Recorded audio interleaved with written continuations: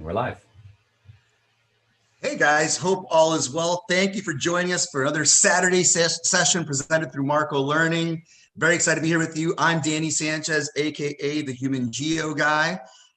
Very proud to be part of the Marco family and all the great content that you're joining us for. I know some of you might have just come from Ms. Jones's AP Bio. She's a great follow, AP Bio Penguins on social media. I'm at the Human Geo Guy. Follow at Marco Learning. A lot of great content out there for you. A lot of free great content out there for you. So really excited to get things going. So we have lots to cover. The exam is coming soon. The exam is going to be on May 4th for those who are taking the paper exam. And it's creeping up. It's 2 weeks from Tuesday. So you will blink and it will be here. So let's get this party started. Let's get going. Let me share my screen with you. And let's talk about the challenges that come with economic development. This is Unit 7, according to the College Board course exam and description.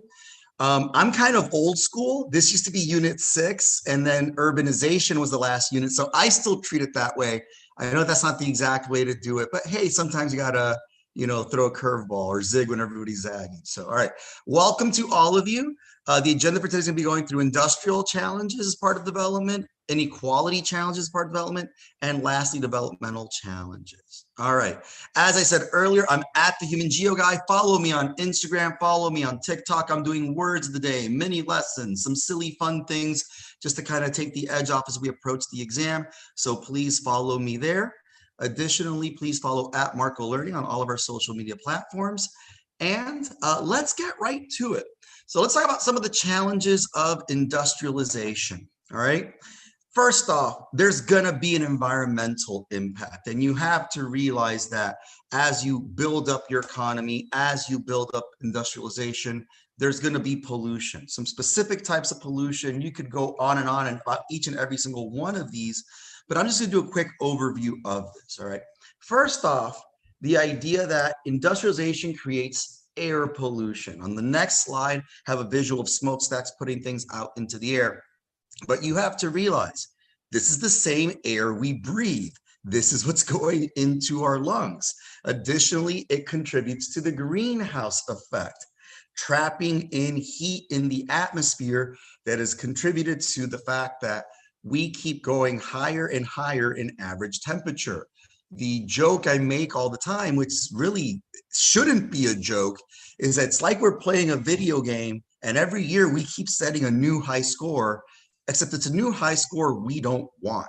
All right, the idea of higher temperatures constantly happening and the long-term threat of the polar ice caps melting. So keeping air pollution in mind.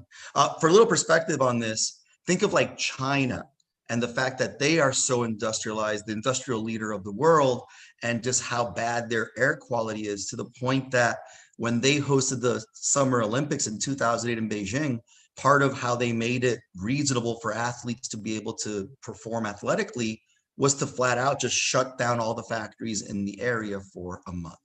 All right. Also, industrialization can damage water quality. There's chemical runoffs. Things get dumped into the oceans, into the rivers, into streams. They can end up in our fresh water supply.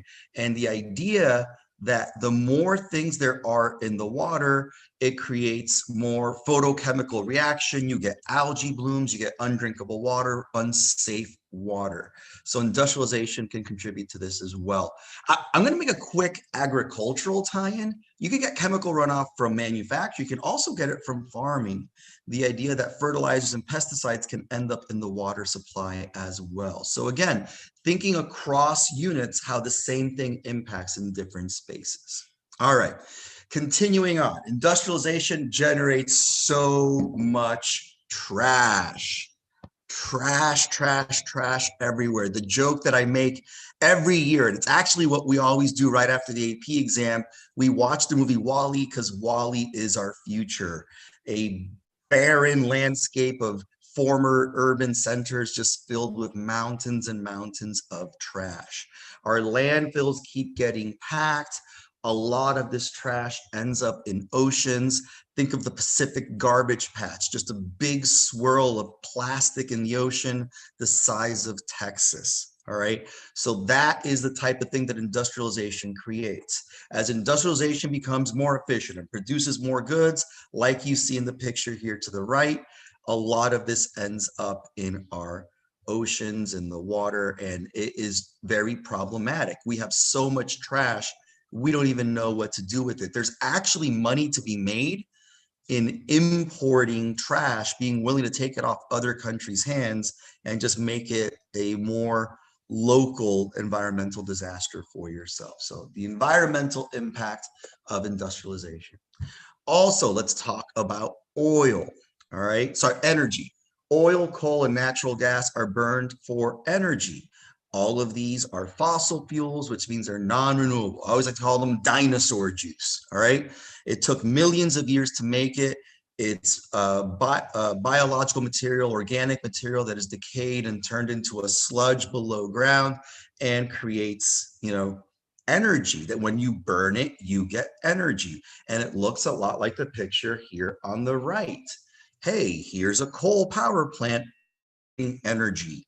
Do you want to breathe that in? Because I know I don't. All right. And I grew up in New Jersey, lots of factories everywhere. I know a good portion of my early life was spent breathing in stuff that looks like that. All right. So again, fossil fuels, non-renewable. So we have to come up with long-term solutions. I'll get to that at the end. All right. Additionally, extracting energy resources can impact the environment. Fracking. You want to see a cool video?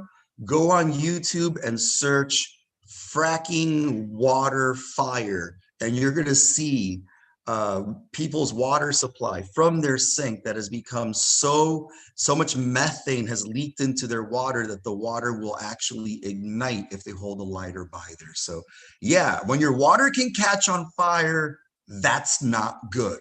Last I checked, water is supposed to put fire out. Additionally, oil spills.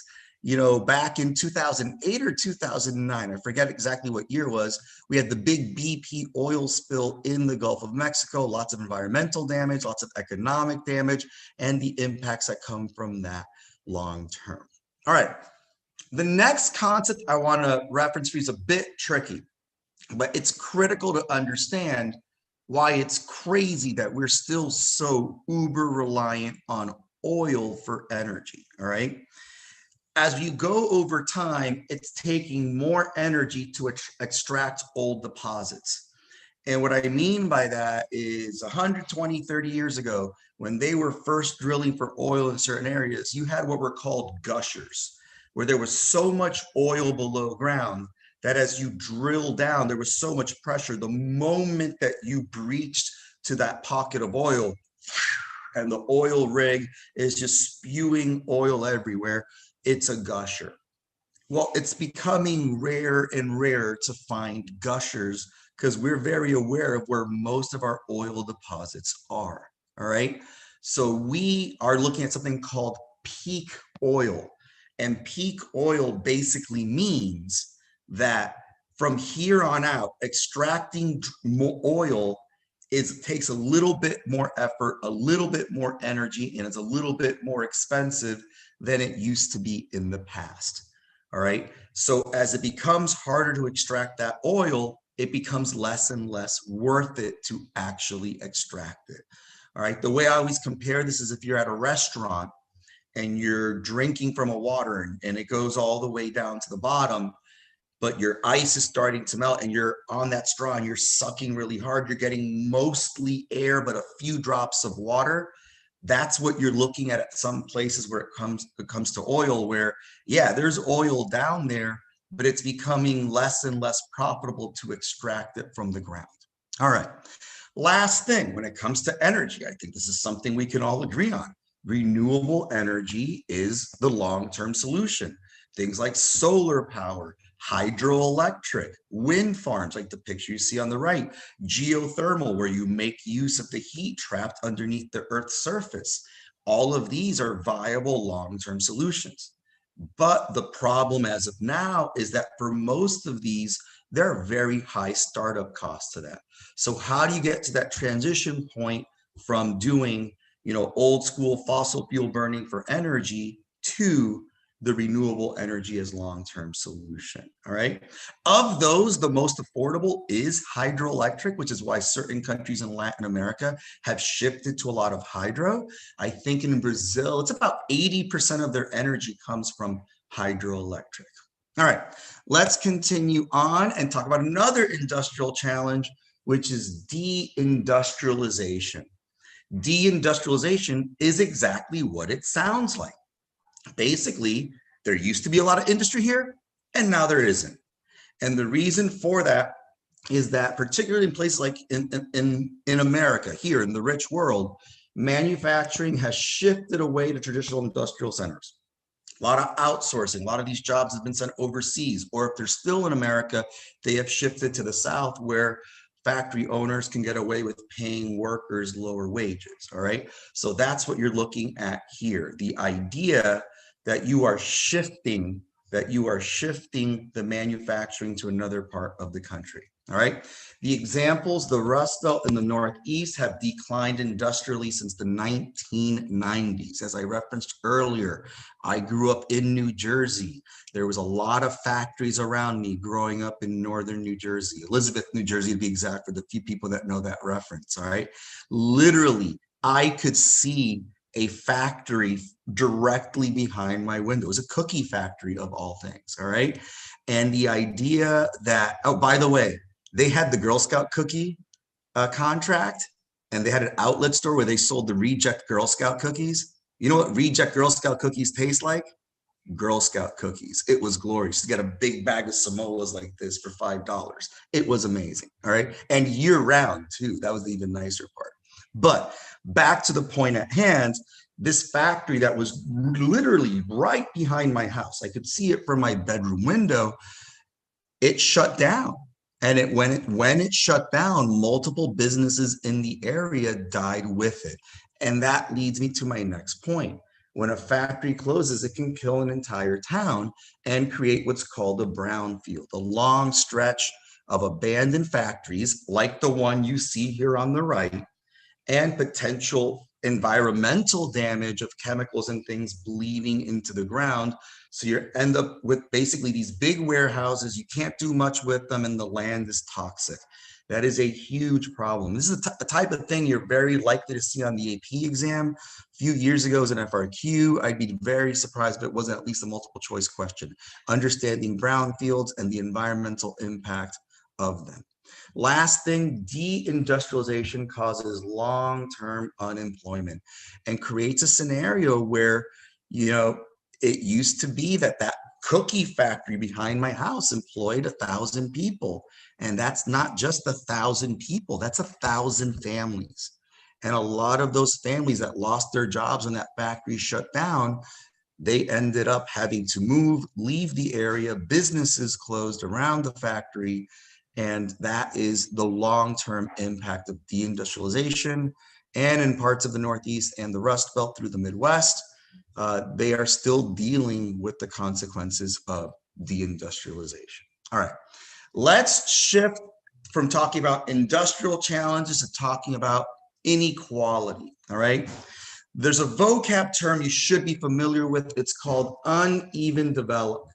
And uneven development is the growing gap between the quality of life in the poor and rich worlds. All right.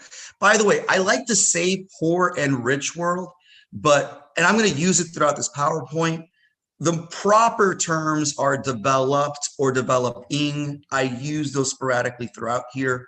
I like to say poor and rich because it really emphasizes, the point with cleaner language. Other terms are more developed country, developing country. Some people still use like first world and third world. Don't like those terms at all, kind of degrading, so avoid those. But for our purposes here, we will reference rich and poor, all right? Overall, throughout the poor world, quality of life has improved, but has not kept pace with the rich world. So it's almost like they're running a race. And the rich world keeps building a bigger and bigger lead. And as the rich world takes that bigger lead, it almost redefines what the term even means. What does it mean to be rich? What does it mean to be poor? So they're in a race, they're trying to get to the finish line, but for the poor world, basically it's like the finish line keeps getting pulled further and further away from them. All right. Additionally, something to understand is that development hides gaps within countries. And this is a phrasing that I just brainwash my students with. There are rich people in the poor world, and there are poor people in the rich world. And this picture that you see on the right, this is a New York City subway station. New York City, the richest country, the richest city in the world, the center of global finance. And there are thousands upon thousands of people living in abject poverty out on the streets. All right. Continuing. Also, the idea that there are poor people in the rich world. When you have poor people in the rich world, one of the things that it creates is this huge gap. When you're rich in the poor world, you're rich. Like you are, again, not the most appropriate way of phrasing this, but being Hispanic, my family coming from Latin America, one of the jokes in Latin America is, you either own the big house or you work for the people who own the big house, and you might cook or clean or you work in one of their factories or something like that. But just the gaps in wealth in the poor world are just monumental. All right. Continuing from there, here's a key thing you need to understand and why inequality manages. I'm not telling you that, everybody should be economically equal. That's physically impossible. The places where they've tried to accomplish that hasn't really worked out well. I like to reference North Korea and Cuba. My family's Cuban. They escaped all that. But the problem is when the gap is gigantic, when it's like the Grand Canyon of a gap, all right? In the rich world, the gaps tend to be smaller. All right. You'd much rather be poor in the rich world than be poor in the poor world. All right. Additionally, in the poor world, these gaps are enormous. This is not a coincidence. When the economy is more balanced between the rich and poor, what you see is an overall healthy economy, one that is growing. In the poor world, you have the haves and the have-nots, and ultimately you end up in a situation where you are not going to be able to, it's near impossible to elevate yourself from poverty into even something as simple in the middle class. Heck, I'll use myself as an example. I grew up poor. My family didn't have much. And here I am. I went to college, got myself an education, and I am solidly middle class. All right. That being said, in the poor world, they don't have these opportunities for social mobility / economic mobility to increase your overall quality of life. All right. And this last point here, I felt the absolute need to throw this in. The biggest gap is urban versus rural. How extreme the gaps can be. When I have visited, Colombia is a country in Latin America I have visited often. My wife's family is Colombian. When we're in the big cities, when we're in Bogota, when we're in Medellin, hey, it's almost like being in Miami. You walk around, it's busy, there's traffic, there's big buildings, everybody speaks Spanish, people like to have a good time. It's a blast. You venture outside of the urban area, it gets very poor very quickly, and some of the poorest people I've ever seen in my life, if not the poorest people I've ever seen in my life. So the wealth gaps are a major factor for inequality in the poor world particularly. All right, continue from there. Let's talk about the role of gender. And there's a lot that comes to play with gender in this course. It comes up in multiple units. It comes up in Unit 2, population and migration. Comes up in Unit 3, culture, traditional gender roles. It comes up in Unit 4, the role of women in politics. Unit 5, the role of women in agriculture. And here as overall relating to economic development, right? So the first thing I want to say to you is that we're trying to understand the very simple fact, all right? When women are in a better position, society as a whole is in a better position, all right? And the way the United Nations measures this gap between men and women is what's called the GDI, the Gender Related Development Index. And the things that are measured by the GDI are life expectancy, levels of education, and income. And it measures it for both men and women. And as it measures both for men and women, it analyzes the gap between them. Well, here's a shocking turn of events. In the rich world, there's smaller gaps between men and women. I do want to emphasize that. There's not a single country on earth where men and women are truly, truly equal. There's always at least a small gap. Even in the countries where the gaps are smallest, like Denmark, Norway, Sweden, the Scandinavian countries, a gap does exist, all right? In contrast, in the poor world, there are large gaps between men and women for different reasons, all right? In the poor world, it might not be income because everybody's poor, but it might be something like life expectancy, all right? When you look at life expectancy, it can create a situation where, in the rich world, women outlive men, but in the poor world, the life expectancies are about equal, because for women, they engage in a very dangerous activity. I air quote dangerous there because I'm transitioning to the next point. Reproductive health is critical to development. I can't emphasize that point enough. The dangerous activity I was alluding to a moment ago is having babies, all right? Lower maternal mortality rates. That's how many mothers are dying because of a complication resulting due to childbirth or the process of being pregnant, whatever the case might be. You end up in a situation where moms might die because they don't have that healthcare access in the poor world. I will use my own mother as an example here. When I was born, many, like 70, not 70, I was gonna say 70 something, 120 years ago, when I was born, I only feel 120, I'm actually only 41. But when I was born in 1980, my mom developed an infection. That infection turned into pneumonia. She actually stayed in the hospital longer than I did, kind of rare. I was in the hospital for a week. My mom was in the hospital for 2 weeks because she needed to recover from pneumonia. If we had been in a part of the world that is not as developed, does not have access to healthcare, having babies is dangerous, my mom might have died.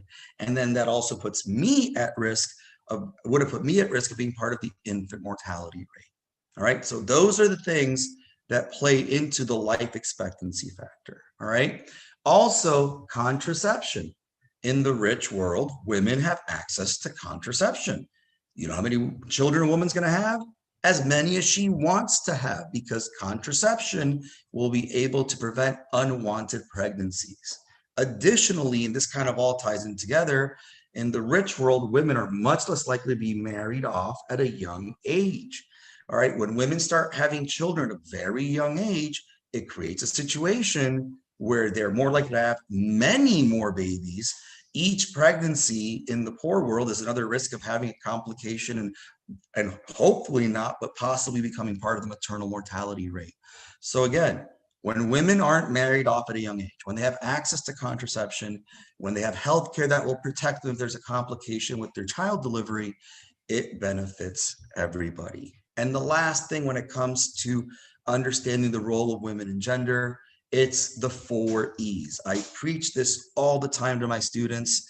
I don't think I've heard anybody use this before. I've been using it for years in my classroom. It's educate, employ, empower, and elect. When you give women educational options, it opens up more opportunities for them.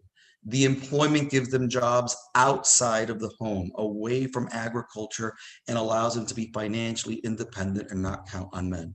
Empowerment, when you put them in leadership roles in these companies, in these jobs, they can advocate for themselves and give opportunities for other women coming behind them. And the last one, elections.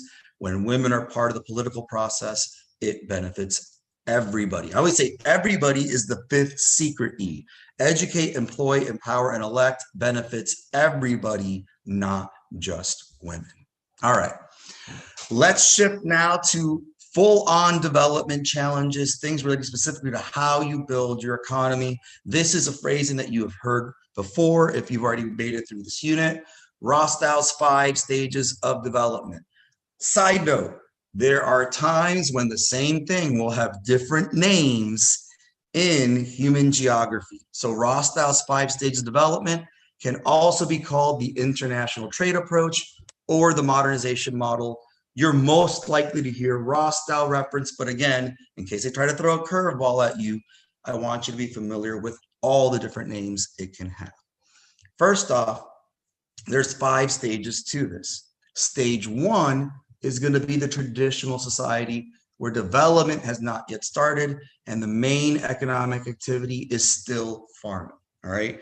This is like pre-industrialization. This is just people are just struggling to survive. Stage 2 is a critical stage. It is the preconditions for takeoff. All right.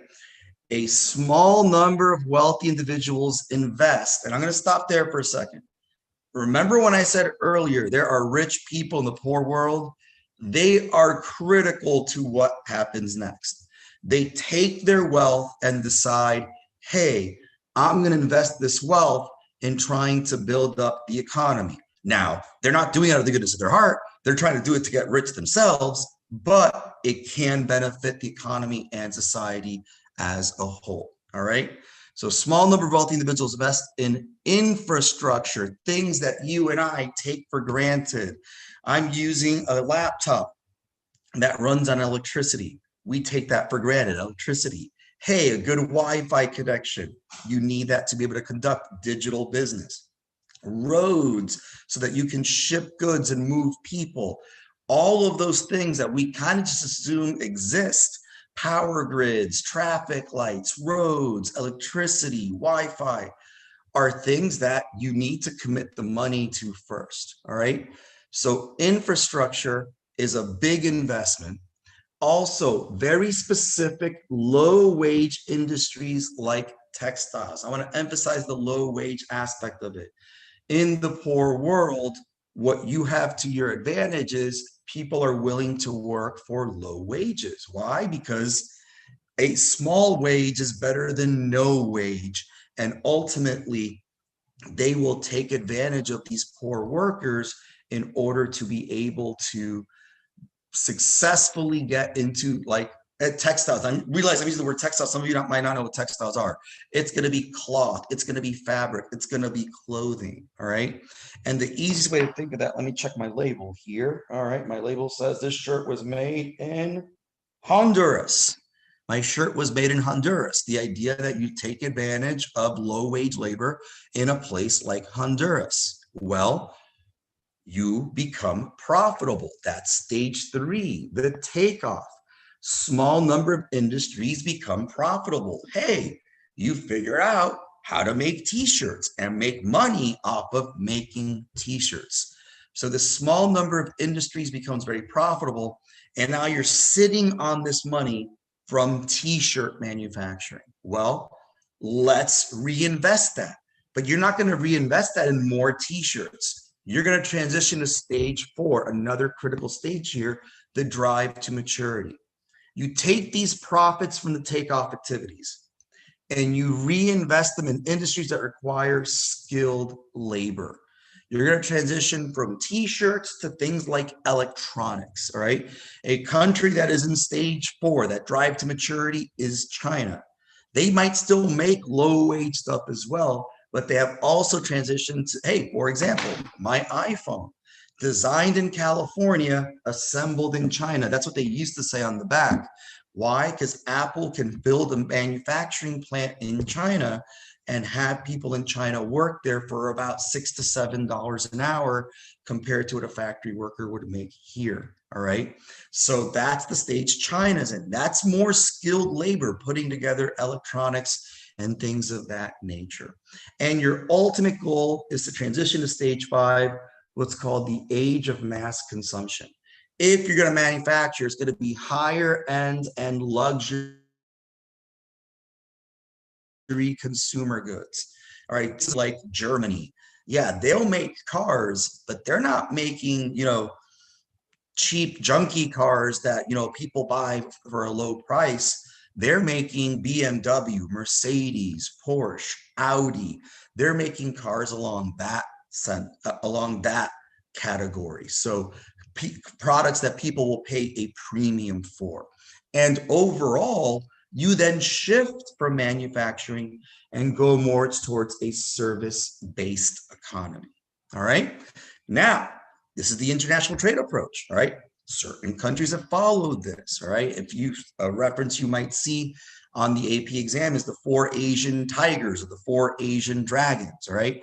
And they are South Korea, Taiwan, Singapore, and Hong Kong. And the idea that these places have built up their economy by going through the international trade approach, Rostow's model, almost to the letter.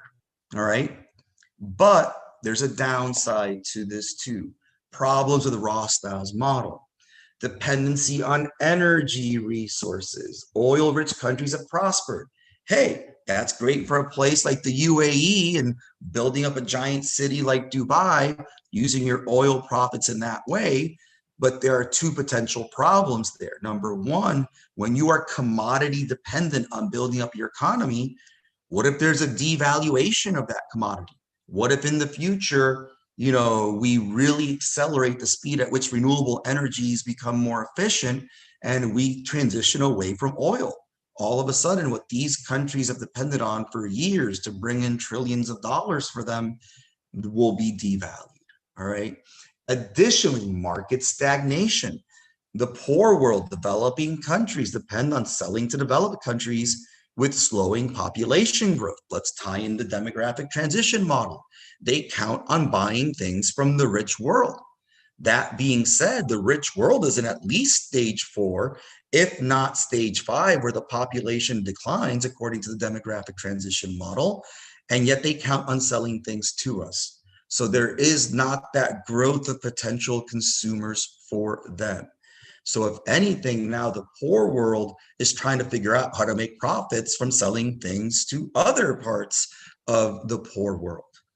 Also, another fault with this is that it can be called a dependency theory, all right? Dependence on the more developed countries forces LDCs to cater to wants of MDCs. The poor countries, we got to find what the rich world wants and sell that to them, which can lead to certain problems like cutting back on necessities at home. And look at this picture here on the right. This is a coffee farm in Uganda. And Uganda is a country that has realized, hey, we make great coffee beans. Let's take advantage of it, build up our economy, and in the process, be able to use those profits to build infrastructure and support overall economic growth.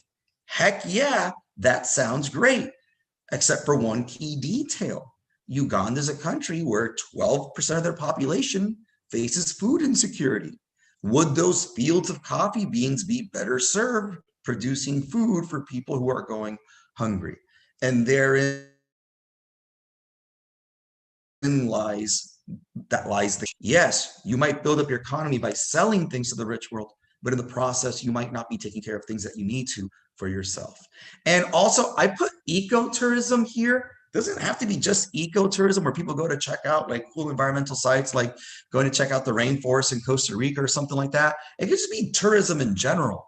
The idea that you have countries and places like the Caribbean where you have abject poverty, and meanwhile, because there's a pretty beachfront, you will have a 5-star hotel that's all you can eat, all you can drink. And literally on the other side of the fences that separate the resort from the general population, you have starvation happening on the other side. So literally, you cross into the resort, the world is yours. You go on the other side of it, you might live in abject poverty. So again, using what's to their advantage, they have pretty beaches and warm weather to draw in tourists from the rich world. But again, it could be very problematic in terms of this disparity that can exist on the actual island itself. All right, now let's talk about how do you pay for development, financing development. Something you need to, I like to emphasize, it takes money to make money. So what will often happen is that these poor countries, developing countries, borrow money to fund infrastructure and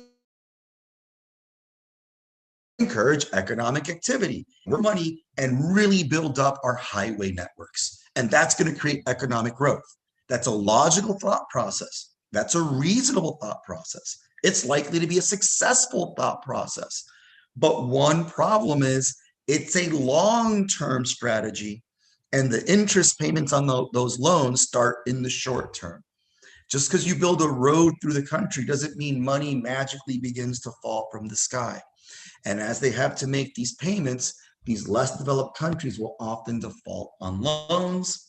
And then there are two organizations, the World Bank or the International Monetary Fund, also known as the IMF, may have to refinance or forgive that debt, but in the process say, hey, we're going to make you jump through these hoops before we reorganize your debt and give you a chance to actually pay it off. Actually, a cool story from, I think, the 80s. Bolivia was in so much debt that they were unable to pay off their loans, and they just fallen so far behind. They put their hands in the air and said, what can we do? We can't pay these loans. And what was put in place is called a debt for nature swap, where basically their debt was forgiven, hundreds of millions of dollars in debt, in replacement for a promise that certain swaths of rainforest would never be cut down. So basically that was debt for nature. We'll trade you our nature in order to have some of our debt forgiven, all right? Additionally, transnational corporations will engage in foreign direct investment, and basically that's money being pumped in by big companies into the poor world, all right? And probably the most obvious example of a transnational corporation will be a corporation like Coca-Cola that has manufacturing and bottling all over the world. They will pump money into these countries. They will provide jobs for people in these countries, all for the opportunity to sell their drinks in that country. So yeah, that's foreign money coming in from the outside. But even this is problematic. The global flow of money is not evenly distributed. Most money goes more developed country to more developed country. So rich world to rich world. That's the flow of money you most commonly see. All right. Also, for the money that does go from MDCs to LDCs, it's concentrated in a handful of countries: China, Singapore, Brazil, Russia, and Mexico. And I want to emphasize this point to you. When you see money being pumped into these countries, all right, those are countries that are what is called the semi-periphery. Remember the core periphery model, Wallerstein's theory, rich world, poor world. In between, there's that semi-periphery stage, and the idea that these countries are in a much better position to build up their economy long term. And I just want to take a moment to mention this little thing on the right here, the BRICS logo. It doesn't stand for the same countries here. It stands for Brazil, Russia, India, China, and South Africa. And these are those countries that are really trying to transition from poor world to rich world. And they're in that semi-periphery and how they try to push ahead. And part of it's going to be those transnational corporations pumping money into these countries. All right, continuing on. How do you develop at a much more smaller, much more local level? Well, the word I use is smaller. Let's talk about microloans. Small loans to people or small businesses in the poor world that often can't get a loan. All right, so you're looking at giving loans to people who can't normally get a loan. And a lot of times these loans are concentrated in helping single mothers with children. And it becomes the starting point for economic independence. And it can be something as simple as the following. A lot of women in certain parts of sub-Saharan Africa have to spend a good chunk of their day walking hours to get water. So they might walk 2 hours to the river, fill up their jugs, and walk 2 hours back carrying those jugs. It's very difficult to sustain a job when you're spending 4 hours of your day just trying to get to water.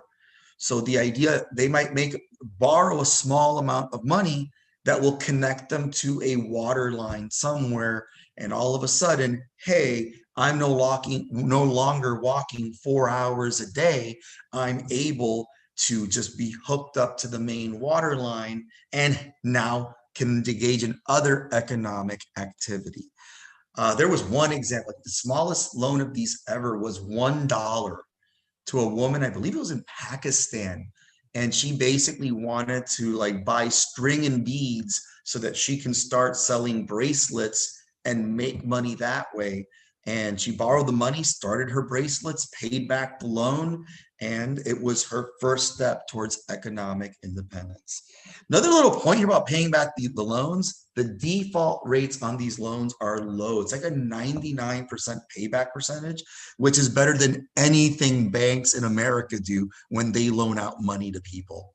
All right, you're better off loaning money to, single mothers in the poor world for a very tiny amount than you would be to making loans for mega millions here in America, because a certain percent of those mega million loans are going to default. Fair trade, international trade that protects workers and small businesses in the poor world, all right? And what this does is that it pushes a larger percentage of profits to developing world workers. It basically acknowledges the reality that people in the poor world are getting exploited. I say this sitting here wearing a shirt made in Honduras, knowing, hey, a person was exploited, probably paid a very low wage, and who knows what type of conditions they were working in to produce the shirt that I'm wearing. All right. So what this does, it levels the playing field. It promotes organic farming, safe working conditions, and a livable wage for these workers in the poor world. All right. And by doing so, you are reducing human trafficking. Children become less vulnerable. We reference so much idea of like human trafficking and people being exploited. The most likely scenario for exploitation is that somebody's taken away from their home, put in a situation where they're going to be working, being paid essentially a slave wage, and creates a poverty of cycle that person can't ever get out of. All right. The last thing here about fair trade, it connects consumers directly to poor world laborers. And here's something that I always paint this scenario. If they said to you, for those of you who like to drink coffee, I don't drink coffee, but for those of you who like to drink coffee and go to Starbucks and buy a nice expensive coffee, a lot of you might realize, hey, I know somebody in the poor world made this coffee. And if Starbucks said, we're raising all our prices across the board 10 cents so that we can do fair trade coffee instead of, exploit poor world workers coffee, you're going to end up in a situation where, if anything, it might generate more business and more profit for Starbucks, because people will feel like this isn't just a cup of coffee. This is me helping a coffee bean farmer in Uganda's child potentially get an education. All right. So fair trade is something that has really been promoted in order to overcome the development gap between the rich world and the poor world. All right. The last little slide here is islands of development. This is another problem that exists. All right. When a country or corporations invest a disproportionate amount of money in one city or region of the country, when I say island, I don't mean a literal island. I mean, it's an island of development. It can be in the middle of nowhere, and you have a place where investment has been pumped in. And case in point, you may or may not recognize this city. It's Brasilia, the capital of Brazil. And this is the perfect example of an island of development. Brazil, in order to build up the interior of its country, moved its capital away from Rio, pushed it into the interior, 600 miles to the northwest, and built this mega city with a few million people. That's the center of government. It's also a major financial center now too. But here's the problem. It creates a huge disparity between the developed area and the rest of the country. What they were hoping is that it would develop the entire interior of Brazil. And that is not what happened. Basically, what they've accomplished is building a giant city pretty much in the middle of nowhere, a big island of development. Additionally, another problem that comes up, many people will leave rural areas seeking jobs in these cities, but these cities often can't sustain the flood of people. There's not enough jobs, there's not enough housing, and that becomes a major urban challenge. Speaking of urban challenges, that will be our topic for next week on April 24th, 3 o'clock, the next with me, the Human Geo Guy, through Marco Learning's YouTube channel. Again, please follow us on social media at Marco Learning and at the Human Geo Guy, TikTok at Marco Learning and at the Human Geo Guy. Subscribe to YouTube, Marco Learning's YouTube channel if you haven't already. Again, we're coming down to the end. Make sure you're putting the time and effort necessary to be successful on May 4th if you're taking the AP exam. We've come this far through the most challenging year educationally you can imagine. Let's top it all off by being successful on May 4th. You can do this. Just put in the time and effort and you will be successful. Thank you, everybody. Take care. I will see all of